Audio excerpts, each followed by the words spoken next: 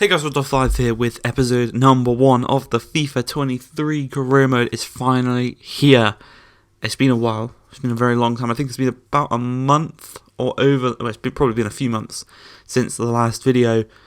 And we're kicking it off, FIFA 23 with Crystal Palace as our starting career mode. We're actually going to take as well advantage of one of the new features, the fact that you can become a real life manager. We're going to take over from Patrick Vieira. And we're going to take over his role at Palace. Obviously, a lot of good young players at Palace. Gehi, they've got Olise, Eze, they've just signed Doucouré. And obviously added that to the kind of the older, well, not older, but the more experienced players, such as Zaha, Edouard.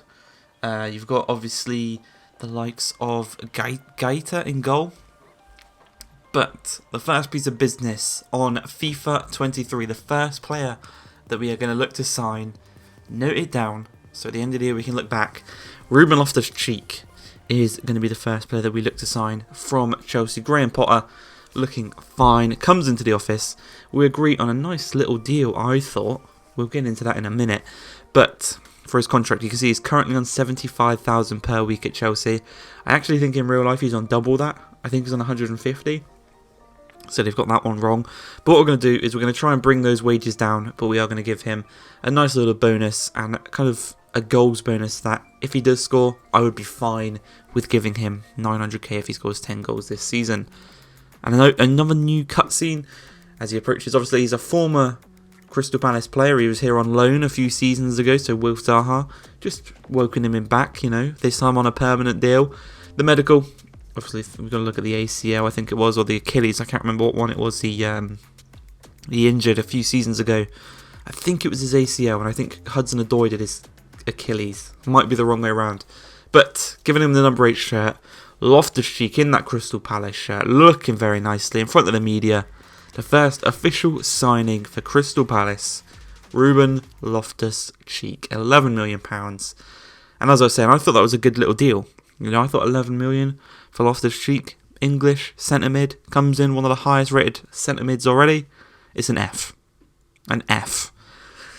Apparently, I just don't understand it. Apparently, we could have saved 3.4 million if we negotiated better. I don't know. But the second position we wanted was a right back. Now, Wan-Bissaka, I think he was linked to Crystal Palace to return in the summer. They wanted way too much money. I actually thought we had more money than we did. Turns out this could be a bit of a difficult one, especially when you take into consideration we've still got to pay his wages. And we're kind of floating around that 25 to 26 million mark. We're just trying to bring it lower and lower. Ten Hag's having none of it. Even though Wan-Bissaka is definitely not in his plans. 25.5, rejected. 25.6, just accept it. Just accept it. And now we've got to try and play around with the wages to try and get Aaron Wan-Bissaka to return to Crystal Palace on a permanent. Sold him for 50 million. Brought him back for about 25. Lovely bit of business by Crystal Palace there. But you can see his wages, he's currently on 78.5. And we've kind of maxed out at that 40, 45 kind of mark because we spent so much money on him and on Loftus-Cheek. And we haven't sold anyone yet. But that doesn't matter because he is back. And once again, bit annoyingly, it's the same cutscene that we did have with Loftus-Cheek. I know there's another one. I've seen it around. So hopefully we get that one if we do sign another player. But yeah, it's that same running on the treadmill. Got Gaeta and Zaha in the background just watching him training. Yes, I've seen another one. I've seen a different cutscene of a different kind of pose after he does the signing. But again, Wan-Bissaka, number 20, the new right back, comes in, and I think he is the second highest overall now in the starting 11 at 80 overall. I think Will Zaha's first, and then it's him. So that's not too bad. But again, another great signing. The highest rated player, as you can see there, 80 rated. And now we've got Mitchell on one side, Wan-Bissaka on the other. The defensive capabilities of our wing-backs is insane. As we are going to use another new feature here. We're going to use the attacking highlights feature to play through the pre-season friendlies, which has also been revamped. It's later in the season. It's more of a... It's got a bit of a weird style. It's a bit like a big group, but you don't play every team. It's a strange one. Or maybe you do play every team, and maybe I've just spoiled the fact that we don't do the best in this pre-season tournament. But we do score our first goal with Wilf Zaha from the penalty spot, beating Udinese 1-0. And I like this new feature. I think I also saw that you can do 3-minute halves as well. So for those people that don't have much time, but they still want to do a career mode, play the attacking highlights, play 3-minute halves. I think it's a really, really good feature from EA Sports. As we go into this game against Getafe, Eduard puts us 1-0 to the good 27 minutes into the game. And we've got a nice little attacking kind of threat with this team. That Eduard, Zaha, Eze, Olise, that's what I want to try and grow this season. Hopefully they can kind of just thrive together. As we've got another penalty here with Wilf Zaha. It's 1-1, as you can see in the top left-hand corner. Score this, we probably win the game. And a great save from Soriano does deny us the chance. And it is going to be a 1-1 draw against Getafe. Pretty decent game. Pretty good result. Again, the highlights, some of them are pretty difficult. They put you in some pretty sticky situations. Others are much easier. You know, we had 2 penalties already. Probably won't use that. Maybe I'll use it in the early rounds of the FA Cup. Maybe I'll do the... instead of just doing the attacking ones, I'll do the all-round highlights for that. Let me know down below. Because I think for the early rounds of the Carabao Cup and the FA Cup, that would be decent. You can see there.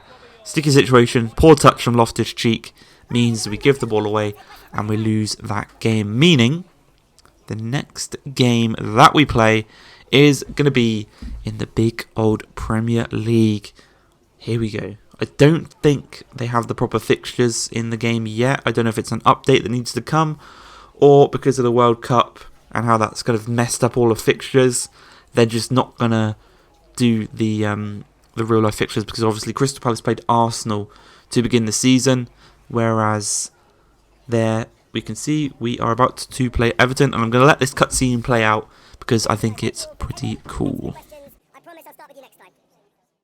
A new beginning, the opening match day of the season, and a keen sense of optimism enveloping everyone.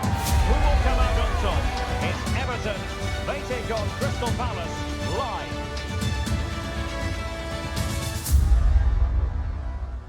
So we're kicking the season up in a wet Merseyside, taking on Everton at Goodison Park. Should be a pretty good game. Vieira versus Frank Lampard.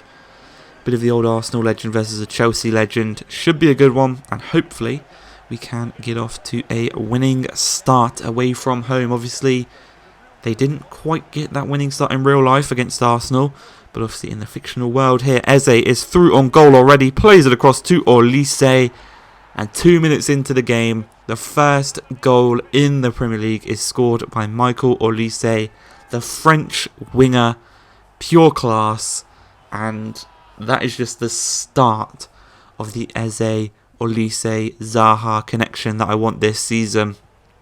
And yeah, what a way to get the season started, eh? A really, really nice finish by Olise. Lovely bit of lovely ball by Zaha, and then a lovely finish by Olise. But the powerful strike by Dominic Calvert-Lewin just a few minutes later. It's going to be a bit of a goal fest here at Goodison. A great, great strike past Gaita, who I didn't realise Gaita was so old. I think he's 30... He's 30-something. 35, 36, I think. But yeah, I didn't realise just how old he was. And maybe we have to either start bringing Sam Johnston into the team, because Gaita will surely start to regress, or we look to sell some players and we sign a new goalkeeper on a permanent. But right now, I think we stick with Gaita till he does officially go lower than Sam Johnston. Because he's not really done anything wrong for us. You can see we're 2-1 up now, and the attack in this Palace team is really, really good. As Gaita dinks the ball out wide to Dominic. Is it Dominic? Tyreek Mitchell. He makes it 2-2 it is. Chukwueze, not the best of passing from Gaita. Obviously our wing-backs, they're more known for their defensive capabilities than their attacking ones, as Zaha, with a little bit of skill to get past Keane, he finds Eze. Eze finds Loftus-Cheek on his debut, and he's working towards that 10 goals so he can get that 900k bonus. 3-2 though, it's a goal fest. Like I said, goals in this one, coming from all areas of the pitch. And it's nice to see we've got the defensive midfielder in Doucouré. Obviously, he can do a bit of attacking, but we've got that player that just loves to drive from deep, charges into the box whenever he can in Ruben Loftus-Cheek. As Olise, bit of skill here up against Ben Godfrey. A couple of step overs, gets taken out in the box, and it's the third penalty of the episode. Will Saha's missed one, he scored one. How will he end the episode? Will he come out evens? Will he come out down? And I've put it wide. Sent the keeper the wrong way, but I've put it wide. Bit of a weird one, this new penalty system. Obviously, you can't see the reticle as to where you're aiming the penalty. So I obviously put that one too far to the right-hand side, and I messed that one up. We are still 3-2 up, and the man that scored the first goal, Olise, scores the final goal. We've moved him around, a couple of substitutions to just bring some tired legs off, and we've put him into that cam position.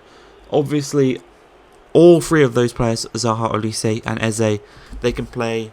I think they can all probably play on the left, they can all play on the right, and they can all play in that central position as well.